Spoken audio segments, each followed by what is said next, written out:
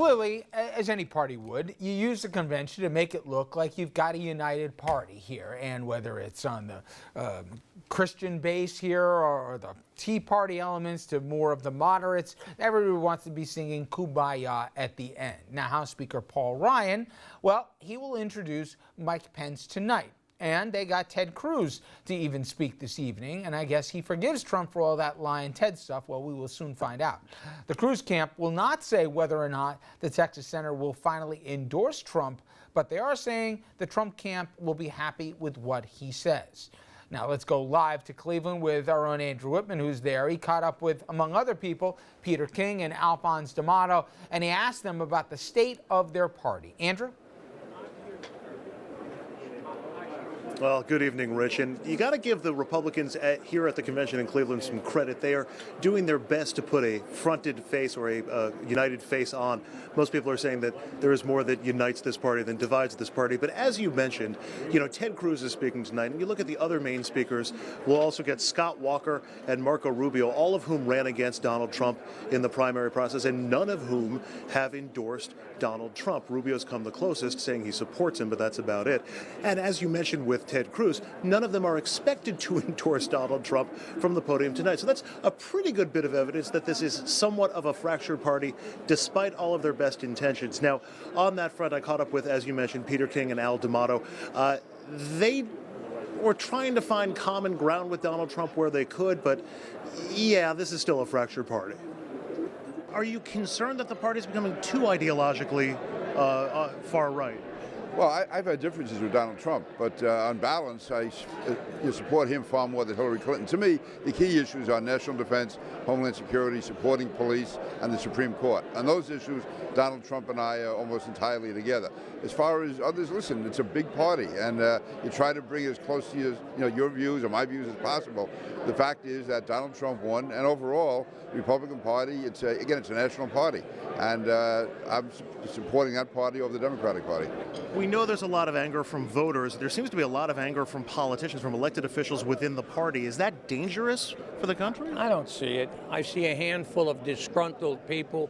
Bush spent $150 million on a failed, flawed candidacy. He's angry. Big deal. Then you have, what's his name, Romney, who's dissatisfied.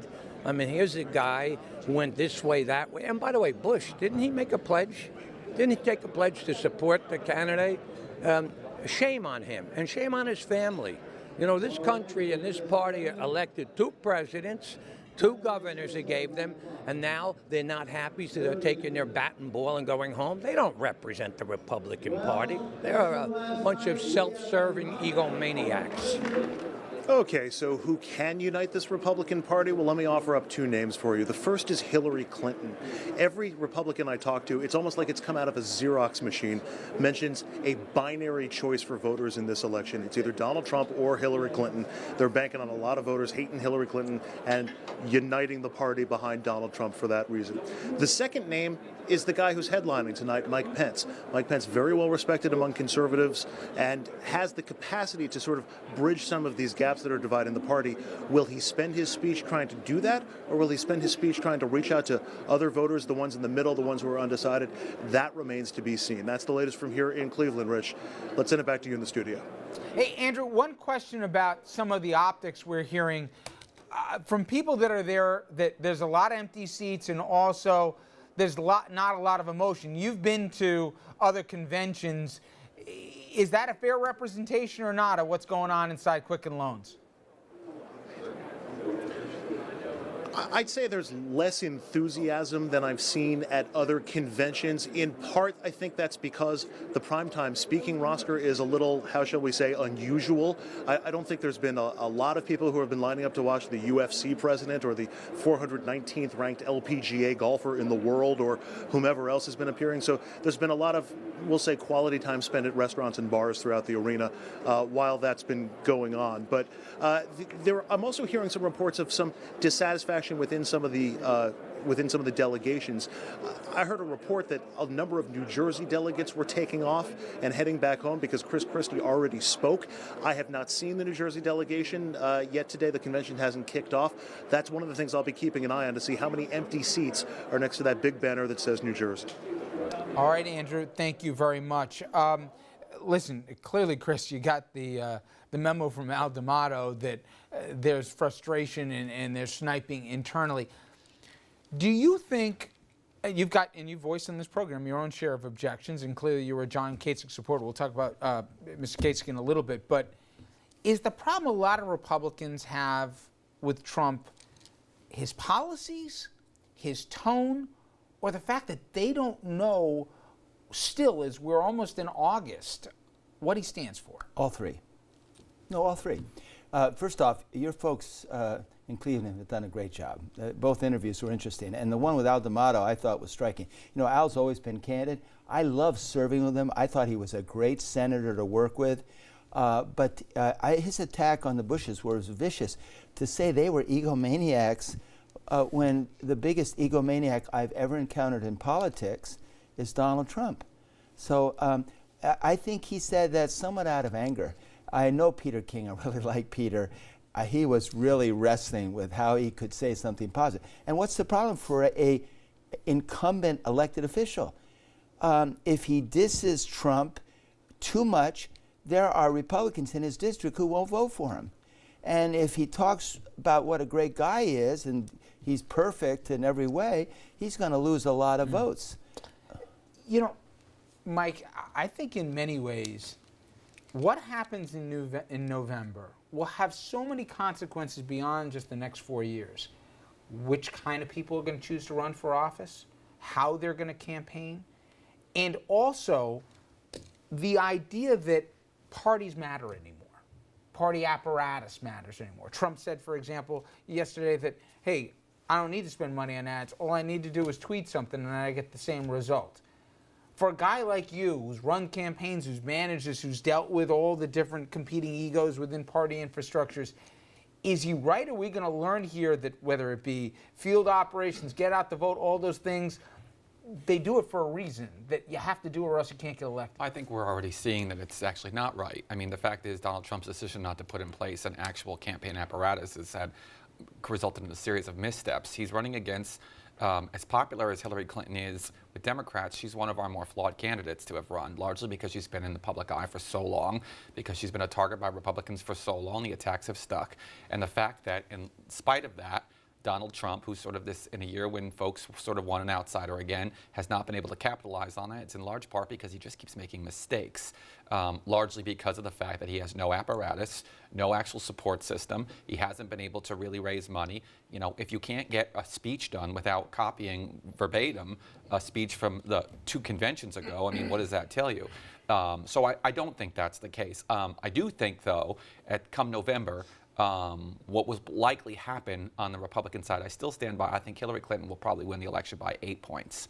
I don't think it's going to be as tight.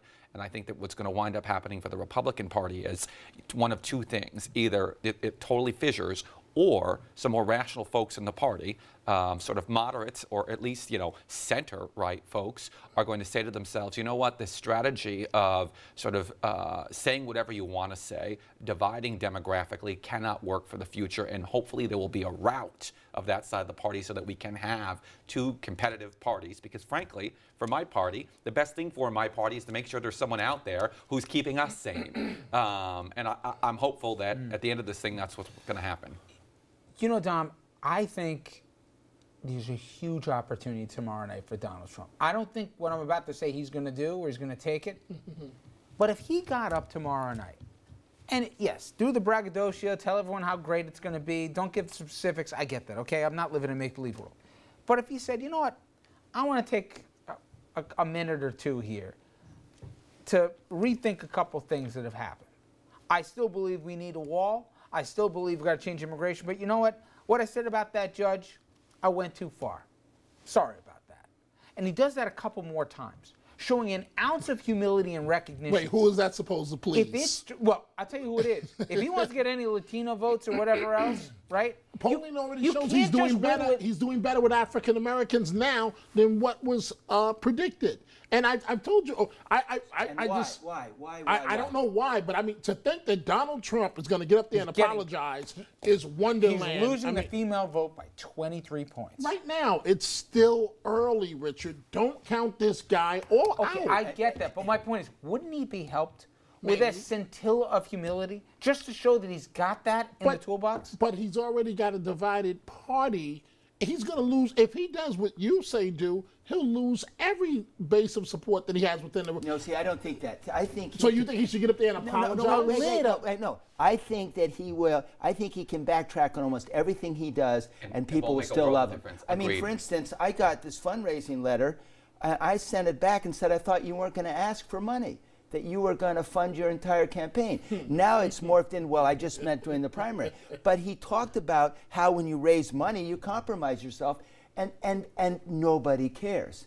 So, but I do. Congressman, I just want to make sure I'm clear. You think Donald Trump will get up there when there are more eyes on him than ever before and admit that he's made mistakes? No, I'm making this point. You're making me laugh. 'Cause that ain't gonna happen. I'm making this point that he can backtrack on a lot of things and he won't lose anybody. So then the question is, can he pick up some people? And I think Richard is right. I think if he showed a little bit of humility. I'll tell you what I liked. I liked when he and Melania were together, and he said, sometimes she criticizes me and corrects me. And she said, I don't like the way he's sometimes too harsh. He was like almost looking sweet at her when he... Right. I loved it when he was with Pence, and they said, are you going to be able to do what Trump does? He says, that's not him. That's me. I speak that way, but I don't want Pence to speak that way. If there's one thing that's been consistent in the campaign is every time there is a major screw-up like this, he comes up and he gives a good speech because for whatever, a 24-hour, 48-hour period, the guy reads the script. I actually think he's going to give a pretty good speech. I think he's going to be the best speech he's given because he's going to read that teleprompter, not freewheel it while he's up there, and I think a week later he'll screw up again. But see, I know people, and I'm shocked by this, who say, I know down deep they want to vote for him. They can't bring themselves to it. No, they're going to vote for him. They just don't want to tell you. No, but they say, but they're like, here's the question. When I ask the question, you comfortable with giving this guy the launch codes? They go, no. They go, that's where I got a problem. I just don't know if he's going to read the briefings at night, and if somebody insults him, he won't try and flip a switch and press the red button. So, literally, it's that level of concern of some folks who don't like her, but they're like.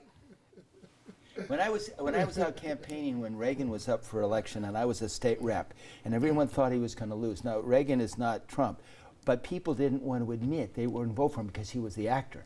And I came home every night and said, "Sweetheart, I think Reagan's going to win." They wouldn't tell me they were voting for him, but then they would tell me things about him that they liked. I think at parties people don't want to admit they're for Trump.